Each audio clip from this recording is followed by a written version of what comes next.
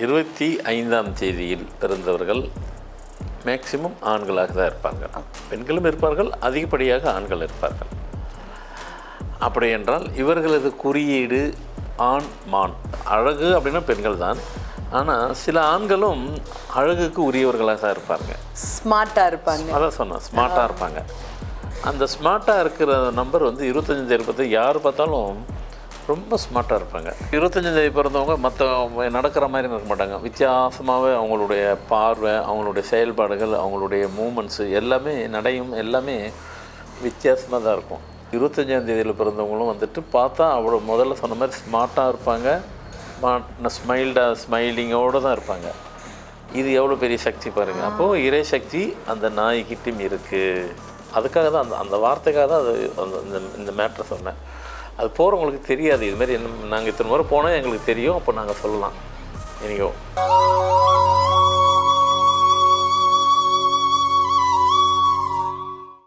ஆன்மீக உலா அன்பு நேயர்களுக்கு இனிய வணக்கம். எப்பொருள் யார் யார் வாய் கேட்பினும் அப்பொருள் மெய்ப்பொருள் காண்பதறிவு அப்படின்னு சொல்லுவாங்க. மெய்யும் பொருளும் உணரும் வண்ணம் தெளிவான, பிராக்டிக்கலான, அதே சமயம் யதார்த்தமான, சிம்பிளான விளக்கங்கள் சொல்வது தான் இவருடைய மிகப்பெரிய தனித்துவம் சொல்லலாம். ஆனால் அது மட்டும் இல்லைங்க, நமக்காகவே பல ஆண்டு காலம் கடும் தவம் இருந்து நிறைய மெனக்கிட்டு நிறைய ஆராய்ச்சி செய்து சூப்பரான ஒரு விஷயம், ஒரு பொக்கிஷ பெட்டகமாக இவர் கண்டுபிடிச்சிருக்காரு. அது என்ன அப்படின்னு கேட்டிங்கன்னா, அதுதாங்க எண்கணிதத்திற்கு உரித்தான பிரத்யேக குறியீடு. சரிங்க, யார் அவரு, யார் நமக்காக இதெல்லாம் கண்டுபிடிச்சது அப்படின்னு நினைக்கிறீங்களா? இட்ஸ் நன் அதர் தென் ஃபார்மேட் நியூமராலஜியின் தந்தை டாக்டர் மகாதன்சேகர் ராஜா அவர்கள். இன்னைக்கு சார் நமக்காகவே நம்ம அரங்கிற்கு வருகை தந்திருக்காரு. வாங்க நேயர்களே, சார் சந்திப்போம். வணக்கம் சார். வணக்கம்மா. சார், நீங்கள் எங்களுக்காகவே நான் சொன்ன மாதிரி ஓப்பனிங்கில் பல ஆண்டு காலம் நிறைய ஆராய்ச்சி செஞ்சுருக்கீங்க. தினமும் ஒரு 2-3 மணி நேரம் தான் சரண்யா நான் தூங்குவேன், அந்த அளவிற்கு நான் நிறைய ஆராய்ச்சி செய்கிறேன் அப்படின்னு நீங்கள் என்கிட்ட கூட சொல்லியிருக்கீங்க சார். அவ்வளோ கடுந்தவம் இருந்து நீங்கள் எங்களுக்காகவே கண்டுபிடிச்ச ஒரு மிகப்பெரிய பொக்கிஷம் அதுதான் எண்கணிதத்திற்கு உரித்தான குறியீடுகள். 1 முதல் 31ஆம் எண் வரைக்கும் அந்தந்த தேதியில் பிறந்தவங்களுக்கு உரித்தான பிரத்யேக குறியீடுகளை நீங்களே கண்டுபிடித்து அந்த குறியீட்டை அவங்க எப்படி சரியாக பயன்படுத்தினால் அவங்க வாழ்க்கையில் வெற்றி கிடைக்கும், எல்லாருமே சந்தோஷமாக எப்படி வாழ முடியும் அப்படிங்கிறதுக்கான விளக்கங்கள்ல கலந்த பல எபிசோட்ஸா நீங்க கொடுத்துட்டு இருக்கீங்க சார். இந்த எபிசோட்ல அந்த வரிசையில 25ஆம் எண்ணிற்கு உரித்தான குறியீடு என்ன, அது குறித்த விளக்கத்தை நீங்க எங்களுக்காகவே பகிர்ந்துக்கணும் சார். கண்டிப்பாம்மா. 25ஆம் தேதியில் பிறந்தவர்கள் மேக்சிமம் ஆண்களாக தான் இருப்பாங்க. பெண்களும் இருப்பார்கள், அதிகப்படியாக ஆண்கள் இருப்பார்கள். அப்படி என்றால் இவர்களது குறியீடு ஆண் மான். ஆண்மான். ஆண்மான். ஏன் சார் ஆண்மான்? ஆமாம். 25ஆம் தேதி பிறந்தவங்கள பார்த்தீங்கன்னாக்காவே ரொம்ப ஸ்மார்ட்டாக இருப்பாங்க. ஆண்களாக இருந்தாலும் அந்த அழகு அப்படின்னா பெண்கள் தான், ஆனால் சில ஆண்களும் அழகுக்கு உரியவர்களாக தான் இருப்பாங்க. ஸ்மார்ட்டாக இருப்பாங்க. அதான் சொன்னேன், ஸ்மார்ட்டாக இருப்பாங்க. அந்த ஸ்மார்ட்டாக இருக்கிற நம்பர் வந்து 25 யார் பார்த்தாலும் ரொம்ப ஸ்மார்ட்டாக இருப்பாங்க. ஆண்மானும் அப்படி தான். பெண்மானம் வேணால் பாருங்கள், பார்க்கறதுக்கு நல்லா தான் இருக்கும். ஆண்மானம் பாருங்கள், அந்த ஸ்மார்ட்டு கூட அப்படியே ஒரு மாதிரி ஒரு ஒரு ஒரு ஒரு கம்பீரத்தன்மையும் இருக்கும் அதுக்கிட்ட. அது நடையே வந்து ஒரு என்ன சொல்கிறது, அது நடையே ஒரு மாதிரி வித்தியாசமாக இருக்கும். அழகான கொம்பு வச்சுட்டு ஒரு மிடுக்கான ஒரு தோற்றம் இருக்கும். அதே மாதிரி 25ஆம் தேதி பிறந்தவங்க மற்ற நடக்கிற மாதிரி இருக்க மாட்டாங்க. வித்தியாசமாகவே அவங்களுடைய பார்வை, அவங்களுடைய செயல்பாடுகள், அவங்களுடைய மூமெண்ட்ஸு எல்லாமே, நடையும் எல்லாமே வித்தியாசமாக தான் இருக்கும். இந்த மான் இனத்திலே ஆண்மானும் பெண்மானோட ஆண்மான்னு பார்த்திங்கனாக்கா மான் இதிலே வித்தியாசமாக அது நடையை கூட வந்து பார்த்திங்கனாக்கா அப்படியே இந்த மெதுவாக பெண்மானோட மெதுவாக நடக்கும் ஆண்மான். ஃபாஸ்ட் எடுத்திங்கனாக்கா அது வேறு. மானுக்கு உரித்தானது என்ன இருக்கும் அது இருக்கும், அது இருக்கட்டும்.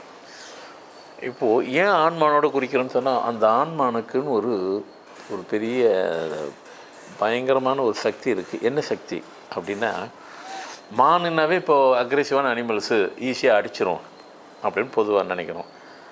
ஆண்மானை மட்டும் அவ்வளோ சீக்கிரம் கொள்ள முடியாது. அதுக்கு அந்த வீரியம் வந்துருச்சுன்னு வைங்களேன், அதோட ஈக்குவல் ஃபைட் பண்ணும். அவ்வளோ பை நேச்சுராகவே இறைவன் அதுக்கு ஒரு சக்தி கொடுத்துருக்காரு. சில இதில் வந்துட்டு இப்போ சிங்கம் கூட சண்டை போட்டு இது கூட ஜெயிச்சிருக்கும். அப்படி ஒரு சக்தி இது ஆண்மானுக்கிட்ட உண்டு. அதே மாதிரி 25ஆம் தேதியில் பிறந்தவங்களும் வந்துட்டு பார்த்தா அவ்வளோ முதல்ல சொன்ன மாதிரி ஸ்மார்ட்டாக இருப்பாங்க, ஸ்மைலிங்கோடு தான் இருப்பாங்க. ஆனால் அந்த உக்ரன் அப்படின்னு வந்துருச்சு அப்படின்னு சொன்னால் அவங்களுடைய மூமெண்ட்டு பார்த்திங்கனாக்கா அக்ரெசிவாக இருக்கும். உக்ரத்தில் இருப்பாங்க, அக்ரெசிவாக இருப்பாங்க. அதுக்கு தான் ஆண்மானோட கம்பேர் பண்ணுறது. அவங்க குறியீடு அதாக தான் இருக்குது. நீங்கள் ட்ரெஸ்ஸு போடும்போது உங்களுடைய ஷர்ட்டில் ஆண்மானை பொறித்து அப்படி நில்லுங்க. அந்த கம்பீரத்தன்மை உங்ககிட்ட இருக்கும். ஸ்டாக் பிராண்ட் அப்படின்னு. ஆமாம். Yes sir. ஏன் இருக்க மான்மார் கூட அது மாதிரி அப்போல்லாம் இதெல்லாம் வந்து அவங்க தெரிஞ்சு செய்கிறாங்க. இப்போ நம்ம பேசும்போது தான் இப்போ நீங்கள் சொன்ன ஒன்று சொல்கிறீங்க, நான் அதை பற்றி பேசுகிறேன். அதே மாதிரி நீங்கள் பிஸ்னஸ் பண்ணாலும் ஆண்மானை பொறித்து சும்மா அப்படி கம்பீரமாக நிற்க வைங்க. அது உங்கள் சிம்பிளாக இருக்கட்டும். அடுத்து 26ஆம் தேதிக்கு என்ன சொல்லலாம்? நாயின்னு சொல்கிறத விட அதை வந்துட்டு பைரவர் தான் சொல்ல வேண்டியது இருக்கும். ஒரு முறை நம்மளை அறியாமல் ஐயோ நாயின்னு சொல்லிட்டோமே, அது பைரவர் தானே. ஏன்னா அது இறை கடவுளோட கனெக்டிவிட்டி இது. ஏன்னா பைரவருக்குன்னு கோயில் இருக்குது. நீங்கள் இந்த கைலாஷ் மலைக்கு போனீங்கன்னாக்கா, முதல் முறை போகும்போது கைலை மலை யமத்வாரத்தில் வந்துட்டு மான்சரோவர், கைலை யமத்வார், அடுத்து கைலை மலை நடக்கணும்.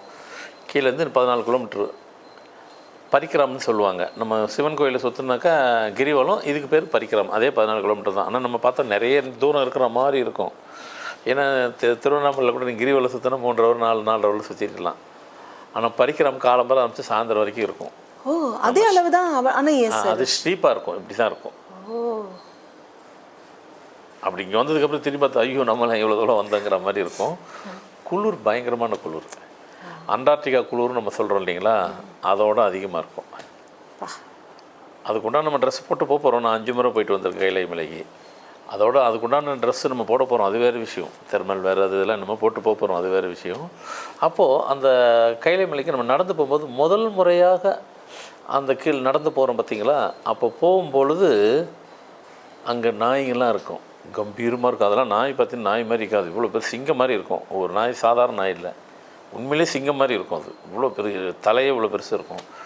ஃபஸ்ட்டு டைம் வராங்க அப்படிங்கிற அதுக்கு மட்டும் எப்படி தெரியும்னு தெரியாது. ஆனால் கரெக்டாக தெரியும். ஏன்னா நான் 5 முறை போனோம், ஃபஸ்ட்டு டைம் தான் வந்துச்சு. மீதி 4 முறை என் கூட வரல. அப்படின்னா ஃபஸ்ட்டு டைம் போகும்போது நம்ம கூடயே சேர்ந்து ட்ராவல் பண்ணோம். அந்த 14 கிலோமீட்டர் அவங்க கூடயே தான் நடக்கும். அது நம்ம இப்படி போவோம். அது நம்ம அதுக்கு ஒரு இடம் இருக்குது பக்கத்துலேயே. அதை தாண்டி இங்கெல்லாம் வரவே வராது. கடைசி வரைக்கும் நான் கூடயே தான் நடக்கும். போயிட்டு அங்கே போய் விட்டு முடிச்சுட்டு திருப்பி கீழே இறங்கி வந்துடும். வந்துட்டு திருப்பி இன்னொருத்தர் கூப்பிட்டு போவோம். வழித்துணையாக வழித்துணையே வரும். ஆனால் வந்து அவங்க கூட வரணும்னு சொல்லாது. ஆனால் கரெக்டாக அவங்க கூட தான் வரும். ஃபஸ்ட்டு டைம் வரவங்க மட்டும். இது எவ்வளோ பெரிய சக்தி பாருங்கள். அப்போது இறை சக்தி அந்த நாய்கிட்டையும் இருக்குது. அதுக்காக தான் அந்த வார்த்தைக்காக தான் அது இந்த மேட்ரை சொன்னேன். அது போகிறவங்களுக்கு தெரியாது. இதுமாரி நாங்கள் இத்தனை முறை போனால் எங்களுக்கு தெரியும். அப்போ நாங்கள் சொல்லலாம் எனக்கோ. அப்போ 26ஆம் தேதிக்கு பிறந்தவங்க ஏன் அதோட நான் கம்பேர் பண்ணுறேன் நாயோட அப்படின்னாக்கா, அது எப்படி கடைசி வரைக்கும் நன்றி உணவோ, நாய் வீட்டில் இருக்கிற நன்றி உணவோடு தான் இருக்கும். அது இல்லைன்னு யாரும் சொல்ல முடியாது உலகம் ஃபுல்லாக. அந்த உணர்வு, அந்த உணர்ச்சி இவங்ககிட்ட இருக்கும். அதே நேரத்தில் நம்ம ஒரு வீட்டில் நாயை வளர்க்குறோம் அப்படின்னு சொன்னாக்கா, அது பேச தான் முடியாது, பேச தான் தெரியாத ஒழிய மனித சக்தியை விட அதிகமாக சக்தி அதுக்கிட்ட இருக்குது. காரணம், அதுக்கு கோயிலே கட்டியிருக்கிறாங்க. அதுனா இறை சக்தியோட கனெக்டிவிட்டி இது. அப்போ கோயில் கட்டி கும்பிட்றோம் நம்ம. அதே மாதிரி 26ஆம் தேதி பிறந்தவங்க யாராக இருப்பார்கள் அப்படின்னு பார்த்தா பெண்கள் தான் 95%. அந்த வீட்டுக்காக அவங்க உழைத்து, எப்படி இந்த கைலை மலைக்கு இந்த நாய் எப்படி உழைக்குது, அது உழைக்குது தான். அது வேலையாக அதுக்கு. ஆனால் என்னை பொறுத்த வரைக்கும் நானும் பார்த்துருக்குறேன், 5 முறை பார்த்துருக்குறேன். யாருக்காவது போகுது ஃபஸ்ட்டு டைம். அது சாப்பிட்டா மாதிரி நான் பார்க்கல. சாப்பிடாம இருக்காது. ஒருவேளை நான் பார்க்கும்போது இல்லாமல் இருக்கும். ஆனால் கூடயே வருது. அது ஒரு டைம் சாப்பிடுதோ அந்த மாதிரி தெரியும். நம்ம ஏதாவது கொடுத்தா கூட சாப்பிடாதா சார்? அங்கே நம்ம நினைக்கிற மாதிரி அப்படின்னா எதுவும் கொண்டு போக மாட்டோம். கொண்டு போவோம், எல்லாம் எடுத்துகிட்டு போவோம். ஆனால் அந்த நடக்கும் போகும்போது எடுத்துகிட்டு போக மாட்டோம். எனக்கு வெயிட்டு கேரி பண்ண முடியாது. நடக்கிறதே பெருசாக. அதனால் முதல்ல சொல்லிடுவாங்க. அப்போ அங்கே கோடான்னு இருக்கும். கோடாவில் போனால் ஏதாவது தேவைக்கு தண்ணி பாட்டில் மட்டும் எடுத்துகிட்டு போகலாம். சின்னதாக இருக்கும். ஏன்னா நீங்கள் வெயிட்டையும் தூக்கிட்டு நடக்கவும் முடியாது. அதனால் ரொம்ப வெயிட் வச்சுக்கிட்டு அந்த கோடானாக்க குதிரை, அங்கே உள்ள குதிரை, அந்த குதிரை மேலே வெயிட்டை ஏற்ற விட மாட்டாங்க. அதனால் ஒரு குடிக்கிறதுக்கு வேணால் ஒரு தண்ணி, ஒரு பாட்டில். யாரும் குடிக்க மாட்டாங்க. தண்ணி தாகமே எடுக்காது. குளிரில் குடிக்க மாட்டாங்க. சொல்லிக்கலாம், குடிக்க மாட்டாங்க. அப்போது உழைக்குது. அது மற்றவங்களுக்காக உழைக்குது. அதை பொறுத்த வரைக்கும் உழைக்கிறது தான். நீங்கள் வீட்டிலே வளர்த்தாலும் நம்ம பாதுகாப்புக்காக அது உழைக்குது. 26ஆம் தேதி பிறந்தவங்களும் அந்த குடும்பத்துக்காக உழைப்பாங்க. என்ன நாய்க்கு பைரவர் சொல்லி கோயில் கட்டுறாங்க, இவங்களுக்கும் அந்த வீட்டில் 26ஆம் தேதி பிறந்த பெண்களுக்கும் கோயிலே கட்டி கும்பிட்ற அளவுக்கு உழைப்பாங்க. அதுக்கு தான் அதை கம்பேர் பண்ணேன். ஸோ இன்றைக்கும் 23க்கு வந்து குறித்தது ஆண் மானு, 25ஆம் தேதிக்கு ஆண் மானு, 26க்கு உங்களுக்கு சொல்லப்பட்டது பைரவர். இந்த 2 குறியீடும் அதுக்கு அவங்க வச்சுக்கிறலாம். நீங்கள் 26க்கு பைரவரை நீங்கள் ட்ரெஸ்ஸு போட்டிங்கனாக்கா அதில் அவர் அழகாக அதை பொறிச்சு போடுங்க. மற்றவங்களே பிரமிப்பாக பார்ப்பாங்க. இல்லையா பிஸ்னஸ் பண்ணுறீங்களா, அதுலேயே நல்லா கம்பீரமாக உள்ள ஒரு நாயினுடைய பைரவரை போடுங்க. அதனுடைய பவரும் உங்கள் பவரும் உங்கள் வாழ்க்கையின் அடுத்த கட்டத்துக்கு நகர்த்தி செல்வதற்கு ஏதுவாக இருக்கும். அருமை சரிங்க. எல்லாருடைய வாழ்க்கையிலையும் மிகப்பெரிய பிரம்மாண்ட வெற்றி வருவதற்கான கிடைப்பதற்கான அழகான வழிமுறைகள் எங்களுக்காகவே பகிர்ந்துக்கிட்டீங்க சார். கொடானக்கூடிய அன்பு நெஞ்சங்கள் அனைவர் சார்பாகவும் மனமார்ந்த நன்றிகள். என்னங்க எவ்வளவு தெளிவான பயனுள்ள ஆனால் சிம்பிளான விளக்கங்கள் நம்ம சார் நமக்காகவே கொடுத்தாரு இல்லையா? இதே மாதிரி இன்னும் நிறைய பயனுள்ள விளக்கங்கள் அடுத்தடுத்து வரக்கூடிய வீடியோஸில் உங்களுக்காகவே காத்துட்ருக்கு. மீண்டும் சந்திப்போம். அதுவரை நன்றி, வணக்கம்.